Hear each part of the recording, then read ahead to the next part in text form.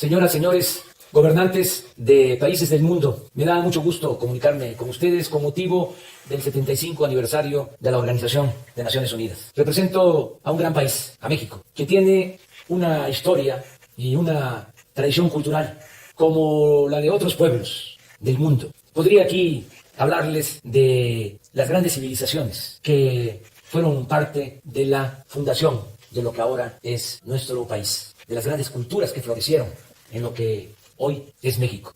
Hablo de civilización, hablo de culturas, porque los que conquistan, los que dominan, los que colonizan, siempre tratan de justificar sus atrocidades, descalificando a los pueblos originarios, llamándoles bárbaros o salvajes. No es el caso de México, de nuestro pueblo, como tampoco de otros pueblos del mundo, dominados, conquistados, colonizados. Nosotros tenemos una extraordinaria historia, también de lucha por la libertad, por la justicia, por la igualdad, por la defensa de nuestra soberanía nacional. Hay tres grandes transformaciones en la historia de México. Primero, la independencia, cuando después de 300 años de ser colonia, obtuvimos nuestra independencia. Esa fue la primera transformación.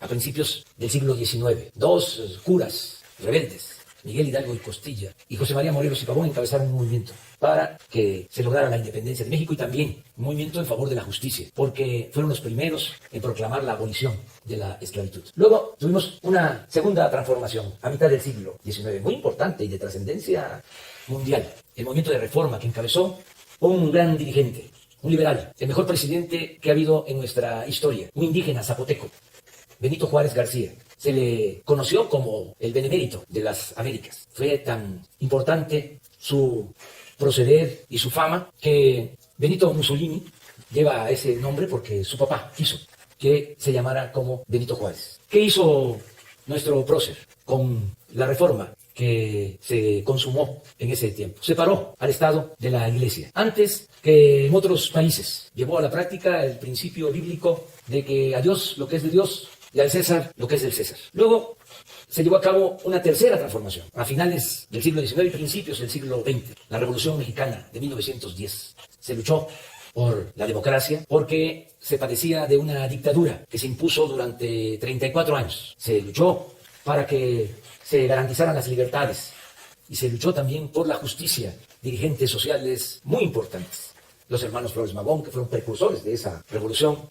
Desde luego, un hombre bueno, apóstol de la democracia, que fue asesinado cobardemente, Francisco I. Madero, y dirigentes sociales como Francisco Villa, un dirigente defensor de los campesinos, leal al pueblo, Emiliano Zapata. Con esta tercera transformación se avanzó mucho en el terreno de lo social, no lo suficiente en el terreno político porque no se pudo establecer una auténtica, una verdadera democracia en el país. Después de la revolución se creó un partido único que dominó durante mucho tiempo.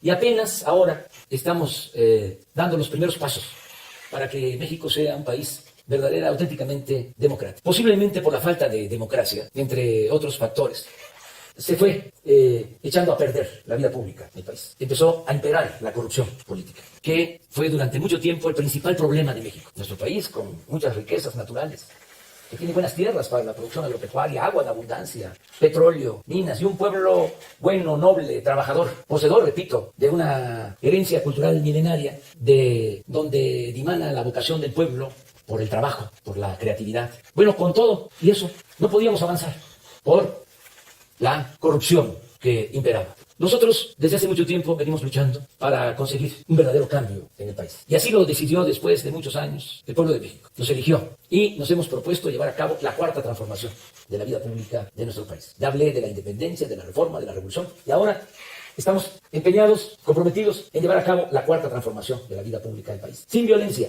de manera pacífica. Y lo estamos logrando. A pesar de que estamos enfrentando dos crisis, como también se está padeciendo en otros países del mundo. Estamos enfrentando la pandemia del coronavirus, del COVID-19, esta enfermedad terrible. Y estamos enfrentando también lo que desató o produjo, originó esta pandemia, una crisis económica, como en otros países. Estamos enfrentando al mismo tiempo dos crisis, pero vamos saliendo. Estamos avanzando, enfrentando la pandemia. Hemos actuado con responsabilidad. Nos han ayudado mucho los expertos, los científicos, los médicos, las enfermeras, los trabajadores de la salud, que se han entregado con humanismo a salvar vidas. Y vamos avanzando, va bajando, disminuyendo el efecto nocivo de la pandemia. Lo que más nos importa es salvar vidas. Se va avanzando. Y también en lo económico, porque no aplicamos la misma estrategia de siempre, de endeudar al país, de rescatar a los de arriba, con el sofisma de que si llueve fuerte arriba, gotea abajo, como si la riqueza fuese contagiosa. ¿Qué hicimos? Pues estamos apoyando abajo y de manera directa al pueblo. Es de abajo hacia arriba. Estamos destinando recursos que son fruto del ahorro por no permitir la corrupción y fruto también de la austeridad republicana, porque ya no hay lujos en el gobierno. Les comento que había un avión presidencial, y existe todavía, pero está en venta, ya lo rifamos y todavía vamos a venderlo. Este avión es como un palacio en los cielos, algo insultante para nuestro pueblo. Un avión de lujo para 240 pasajeros, adaptado para 80, con sala de junta, con recámara, algo, repito, ofensivo. Entonces ya el presidente de México, quien les habla, se traslada por carretera, en vehículos y en avión de línea. No está permitido utilizar aviones, helicópteros particulares para funcionarios, para servidores públicos. También, entre otras cosas, desapareció un cuerpo de élite que cuidaba al presidente. ¿Saben cuántos cuidaban al presidente?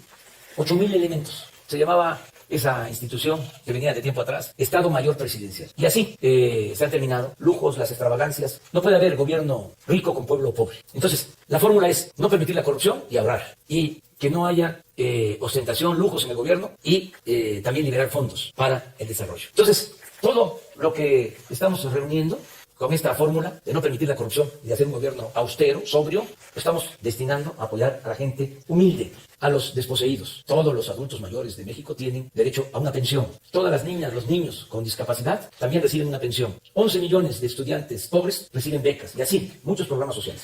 Entonces, esto que se está invirtiendo abajo, acompañado del apoyo que nos están brindando nuestros paisanos migrantes, los que por necesidad se fueron a buscarse la vida, a trabajar en Estados Unidos, que ya son 38 millones de mexicanos. Los que nacieron aquí, también los que han nacido allá, de padres mexicanos, 38 millones. Pues nos están ayudando, mandan a sus familiares en México apoyos económicos, las llamadas remesas. Este año, a pesar de la pandemia, va a ser un año récord en remesas. Se van a recibir alrededor de 40,000 millones de dólares. Y ese dinero, mes con mes, llega a 10 millones de familias pobres de nuestro país. Entonces, con lo que estamos invirtiendo desde el gobierno y con las remesas, estamos fortaleciendo el consumo y, a pesar de la pandemia y de la crisis, no hay hambre en nuestro país. Se está garantizando el consumo básico a millones de mexicanos. Y ya, poco a poco, se va recuperando la economía. Esto también se complementa con el hecho de que acabamos de firmar un acuerdo con Estados Unidos y Canadá, un tratado que ya entró en vigor, y esto significa que están llegando inversiones al país, se están instalando empresas y se están creando empleos para el bienestar de los mexicanos. Yo